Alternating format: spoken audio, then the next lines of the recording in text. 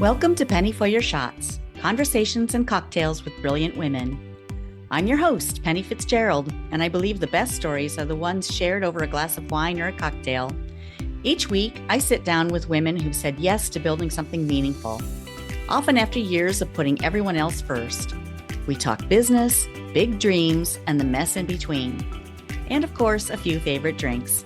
So grab a glass, get comfy, and let's pour ourselves into Penny for Your Shots.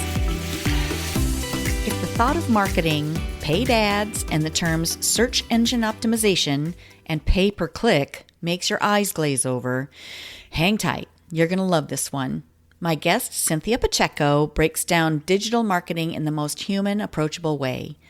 We talk about organic visibility, mindset, and how you can use both data and intuition to grow your business.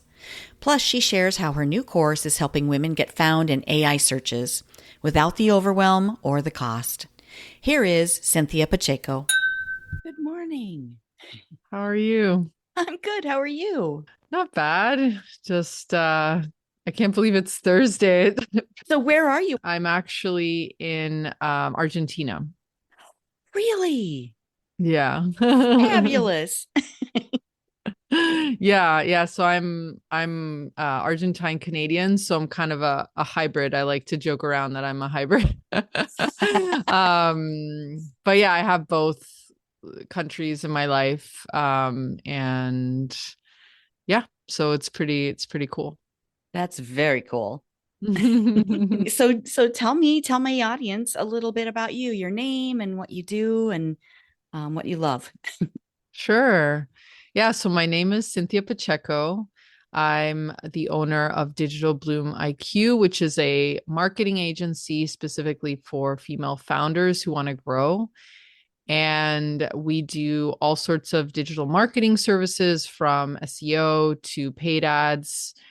We do content management, podcast management, just everything you need to show up online and to impact more of the people you're meant to impact, which is a big part of our mission. A lot of our clients have just these incredible visions, and we want to help them reach the people they're meant to reach. I love that. I feel that holds a lot of women back, being visible. It's kind of the scary part. Yes. Yeah, totally. And it can feel like there's maybe technology you don't understand, or maybe it's a whole world that you need to start to learn, because even if you don't do parts of it and you're hiring someone, you need to understand the basics to make sure that, you're hiring in a way that makes sense to you. It can be helpful, like a relief, but it can also be scary because you want to make sure that your brand and your business is represented correctly. Right. Well, and as an entrepreneur, you wear so many hats. And the piece that you're called to do, how you serve your people, and the piece that you're good at working with those people isn't the same skill set you need to be marketing yourself and to be letting people know what you do. Yes. Most of us don't have MBAs, so we have a vision, right? Where we know what we want to do and we're good at what we do. But it can just feel overwhelming figuring out the whole marketing aspect of it, right? And how to get out there. It's like a whole other, like you said, a whole other skill set that you just learn, I guess, along the way. Well, yeah, you learn it, and then there are so many distractions. You can focus on the nitty gritty detail and doing the day to day, but then is that really serving your people? Is that your mission? Right. You need to find the things that are going to have the most impact for you where you're at now. Mm-hmm. And also, decide that there will be kind of longer term strategies that you're not going to see results right away, but they're very valuable as well. So balancing those two things can feel like a lot.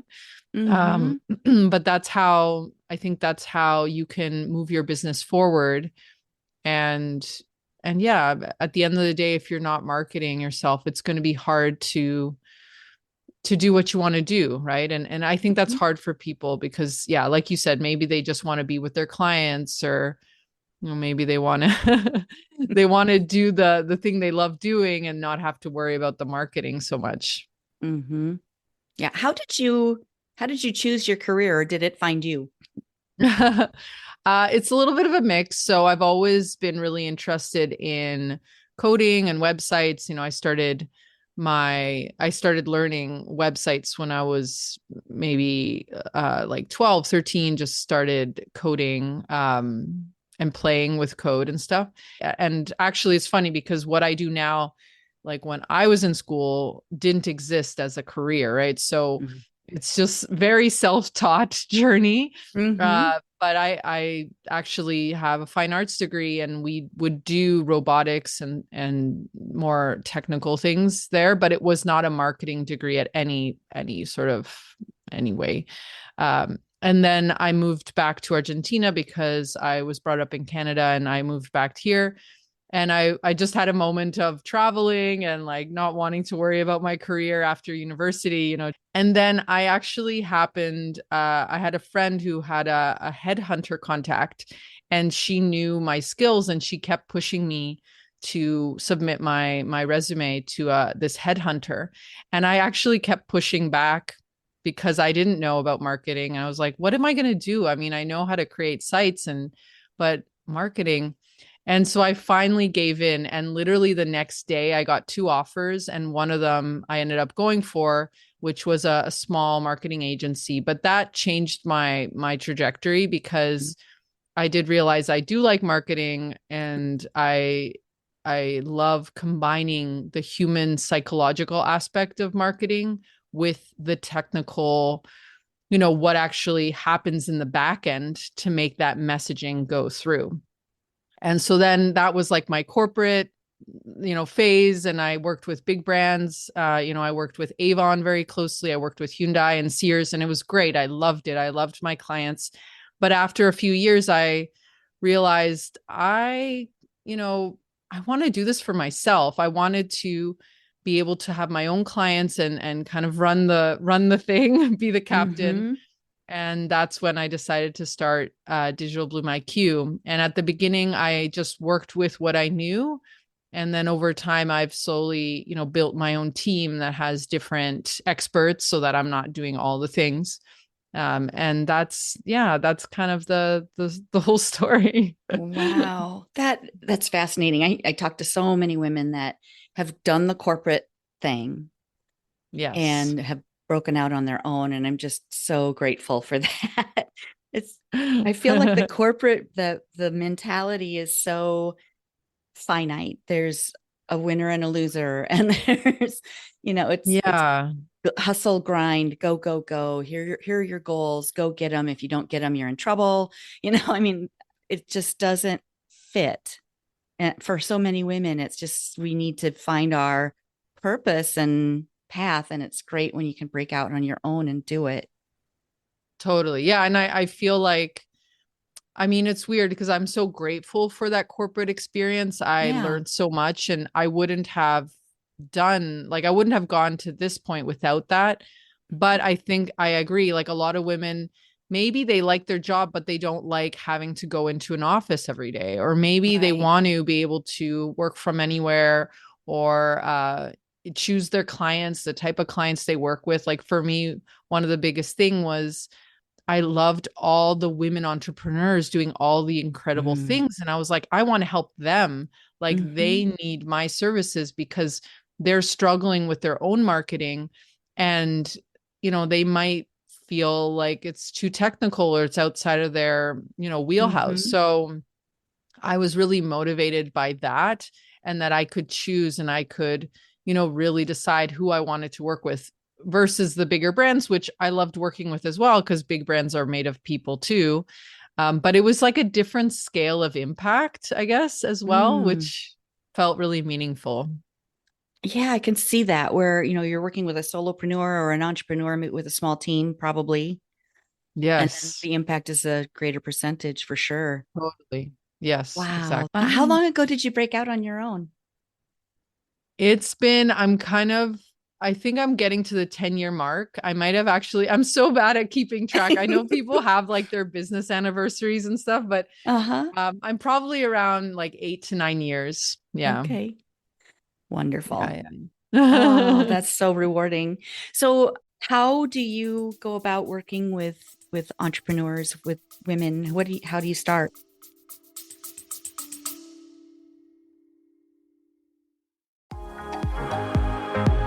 Hello, friend.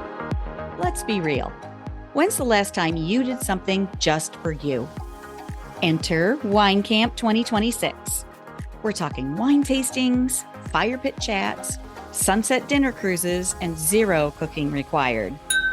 Just show up, sip something fabulous, and reconnect with the version of you who loves adventure, sisterhood, and a glass of local Riesling in hand. Sweet, dry, or both. No judgment here. We're heading to New York's gorgeous Finger Lakes, July 31st through August 2nd. And yes, it's as dreamy as it sounds. Secure your spot at pennyforyourshots.com/winecamp. Don't wait, room options are limited, and my crystal ball says we're going to sell out. Bring your besties or fly solo like the fabulous free spirit you are. You'll leave with new favorites either way. Wine Camp 2026 is calling. The only question is, are you in? Find out more at pennyforyourshots.com/winecamp.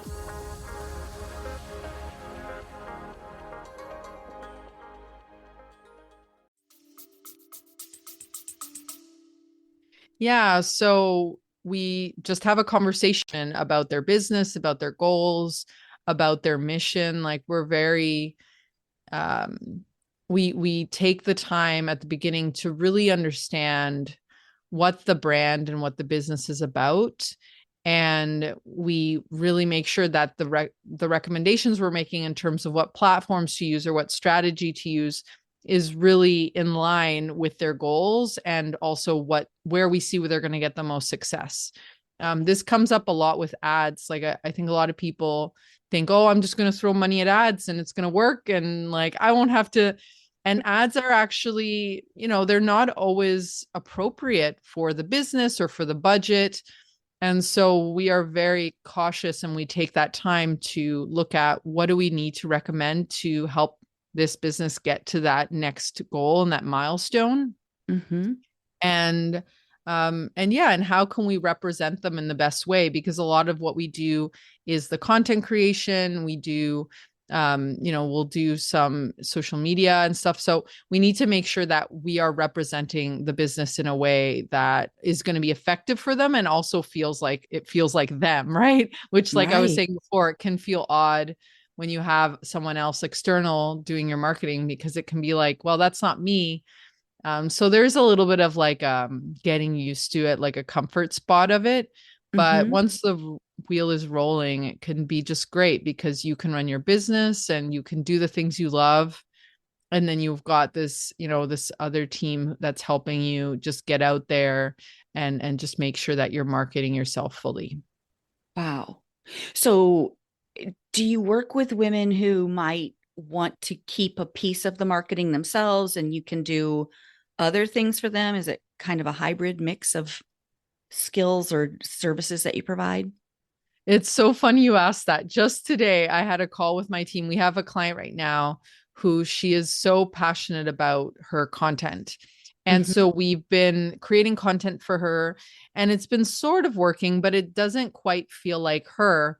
And so we're going to be proposing basically how can we find a better hybrid approach and like a mixed approach to the content. The thing is, too, like, I'm always thinking, how can I take something off a client's plate so they can do more of the things they love? So it's a Mm-hmm. little bit of a balance, right? Because I want to be able to give you this service, but I also want you to be involved in the things you like doing with your marketing. Maybe if you like writing or, if you like video creation or you like the podcast, creation. So yes, with each client, we have that conversation and we look at, again, where are they going to get the most effectiveness from this? And then, can we collaborate more? I mean, it's all collaboration, but there Mm-hmm. are aspects where the client will be like, no, I want to write this. You guys help me upload it, or you do the structural piece. Yeah, there's definitely like that working together as partners. I see our clients as partners, right? Because we are working together on their business and we're all pointing in that same North Star direction of where they want to go. That's great. Wow. And you have a team working for you, right? Yes. Yes. Do each of you have your own like expertise or, I mean, different areas of the marketing that you focus on? Yes. So each team member, some team members are more administrative. So we've got a few virtual assistants who help us across the board with everything, because there's all the admin and documentation and emails and stuff, that goes on. And then we've got SEO experts. We have the PPC or the ads experts. We have a YouTube video editor. We have a podcast editor. And then we've got more of like the client relationship roles, like the account manager, have a project manager, because there's so much communication that happens. And yeah, like we want clients to like working with us, right? Because I think we've all had that experience of hiring someone and it's like, oh, this is kind of stressful. Like, I don't want to get on these calls. So we're really focused on that experience, and we try to make clients feel comfortable with us. We try to work through their mindset stuff, because a lot of clients have mindset issues around marketing themselves, and they get stuck because we're trying to get them out there, and then they're like kind of putting the handbrake on it. And so we take the time to ask them, like, what's going on for you? Let's talk about it. Let's like coach you a little bit through it so that you can relax as we're, amplifying your message. And it's really like a relationship, like a real life, like day-to-day thing where we're, talking through things and giving them ideas. And yeah, we want them to feel excited about, most of the time, right, about what we're doing. Yeah. That's cool. Yeah. There are definitely a lot of moving parts. Yeah. I work with female entrepreneurs as well, and implementing systems so they can scale their business, basically, right. just systems in their own solopreneur journey. Right. But they're not going to use it if they don't feel comfortable. Like you said, you have to kind of break through that mindset. So a lot of what I teach is, okay, let's shift this perspective, and how can we be in service of others, and how can we, break through some of these limiting beliefs to be able to serve more people and create a greater impact. So I totally understand what you're saying, that the biggest piece is not wanting to be seen. You can't serve more people if they don't know what you're doing. Yeah. And sometimes, and it happens to me too, we get so technical in what we do. And so we're like the expert in what we do, which is our role. But when you market that, you need to use a different brain, because the people you're attracting in general, not all the time, but most of the time, the way they're thinking about your service might be different than how you are thinking about it. Exactly. So that requires like a different perspective, and it's hard to it's like you're inside the jar looking at the back of the label, right? Like it's hard to see that outside thing. And so having someone else do that for you might feel a little jarring at first, because it could be like, oh, like, is that what I do? And then once you get used to it, you can relax in that, hey, that's the sticky part of that will attract people. And then you get to be the expert. And, even how you work with people might change, because I think we want to work with people who get us, right? So sometimes you have to step out of the expert voice, right? And just meet people where they're at. It's a different skill set for sure. Can we back up just a second too, for my audience, and for me? If you would explain to us SEO and PPC, what do those mean? Yeah, sure. I'd love to. So SEO stands for search engine optimization. And the idea is that you're getting found in Google. So if someone searches, mindset coach, or systems mindset coach or something like that, or maybe systems coach for entrepreneur women, maybe you'd want to show up, right, Penny, in that search. And so we want to Basically, it's making changes to your website, to the content you're putting out there, so that Google sees you as an expert in that area and that you're getting recommended.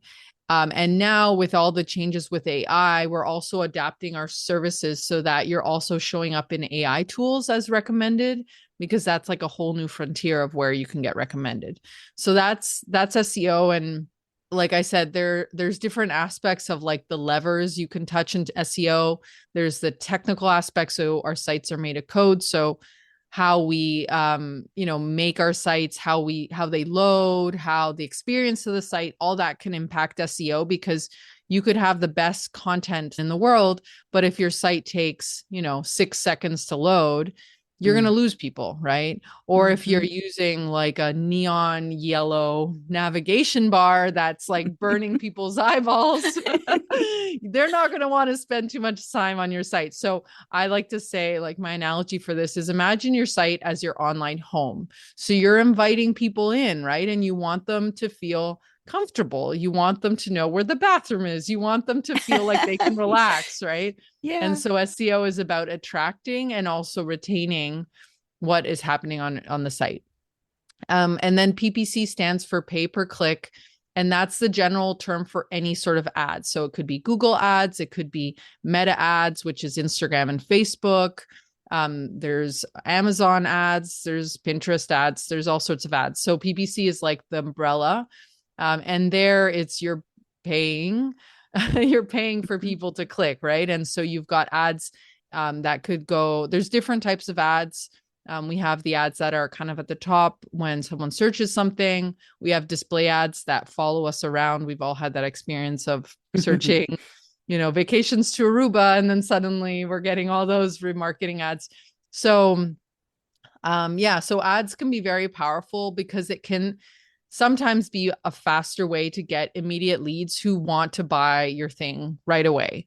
And again, with Meta, like, a lot of people are using ads and they find them very engaging. So it can be great. It's just like a great way to speed up some of your growth.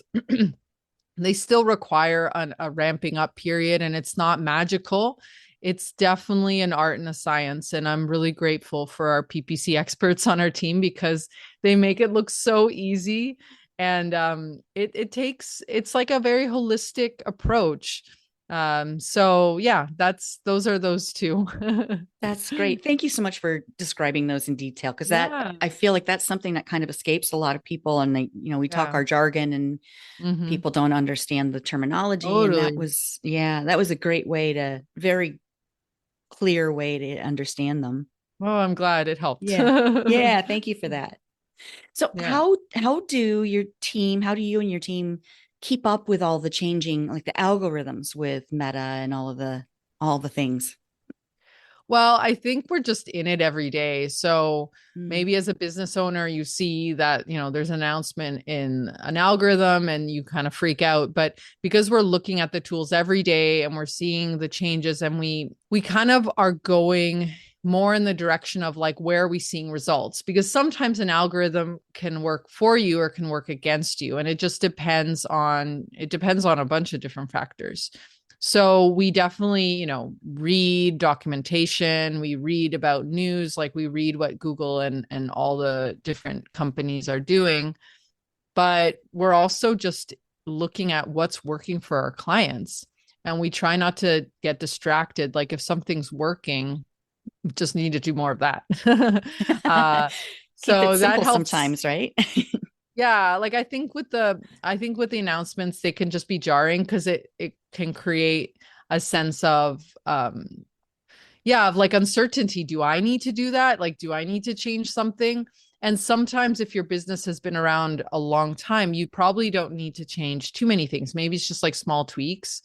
And so again, we're not reacting to things. We're looking at more succinctly, okay, if we're auditing a site, like for SEO, we're looking at what are all the things we can work on and what are the things that are going to get us the most impact. And so if suddenly we've got an algorithm change in the middle of that, we'll look at it, we'll monitor it, but it's like we already see the lay of the land. And so we have our priorities in our direction.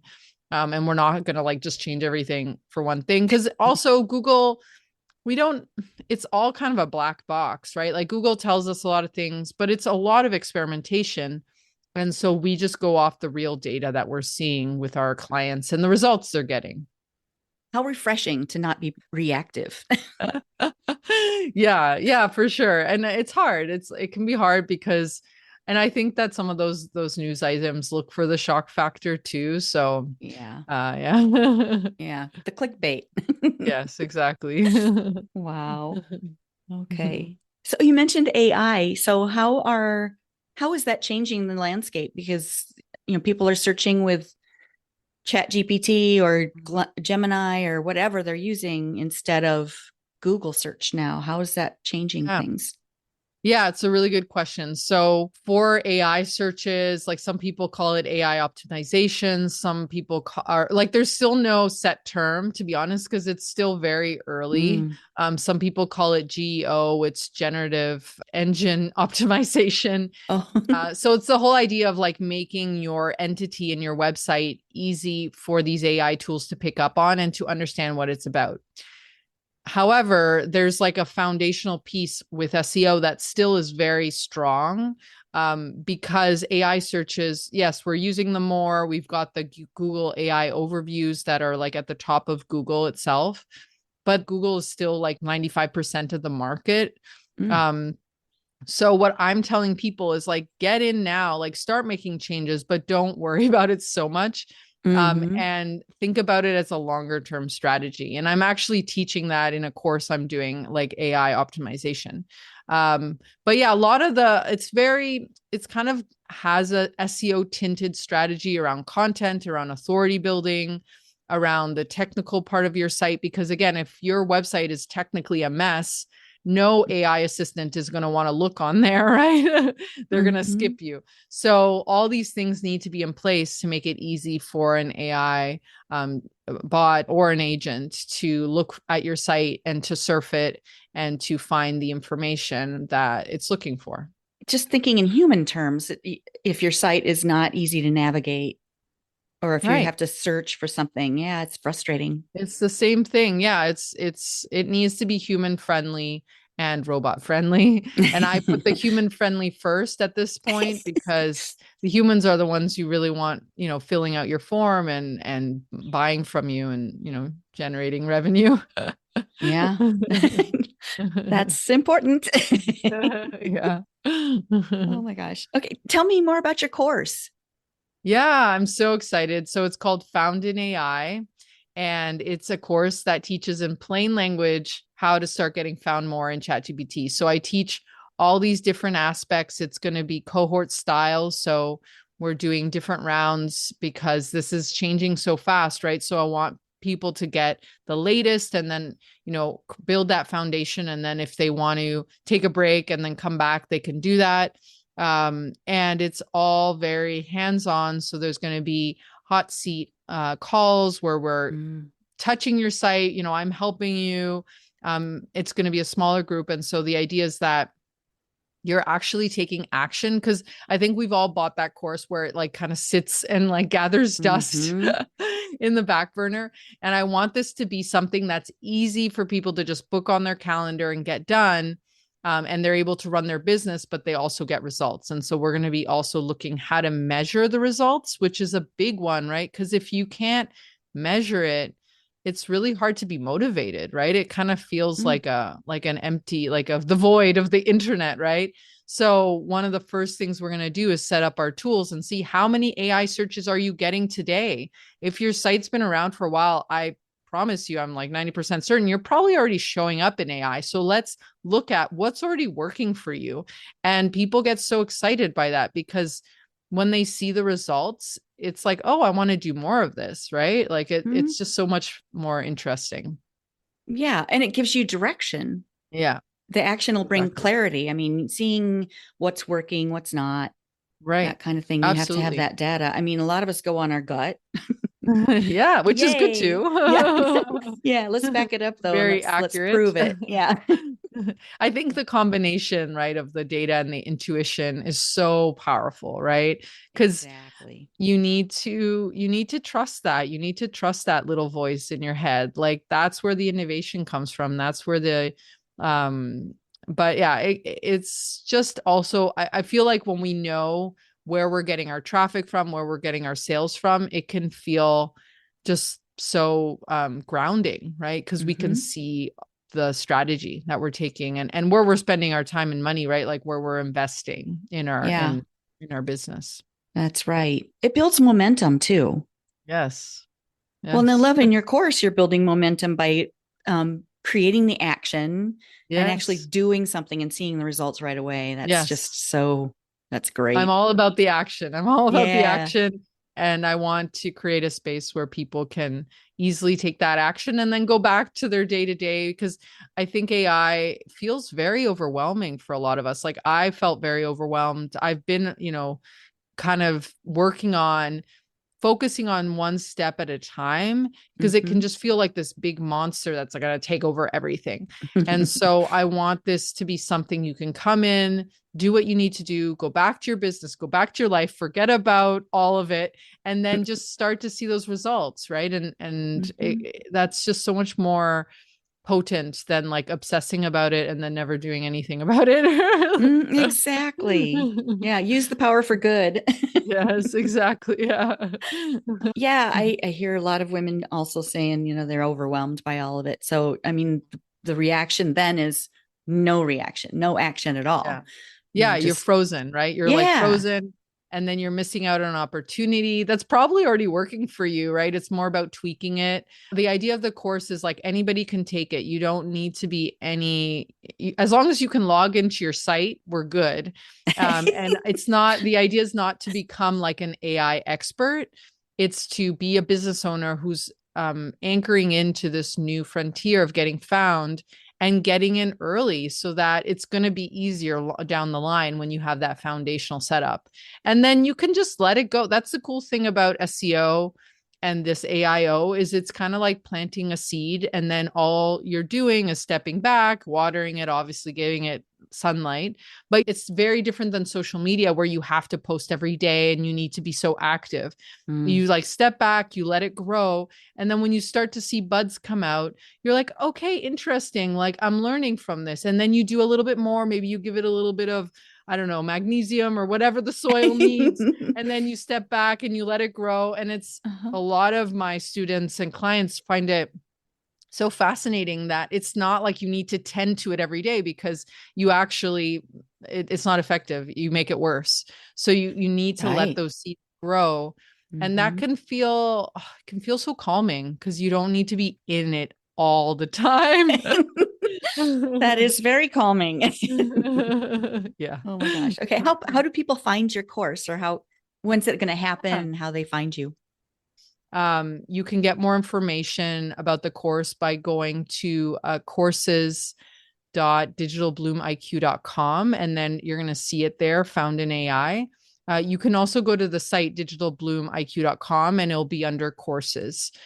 So that's one of several courses, but that's the one I'm sharing right now.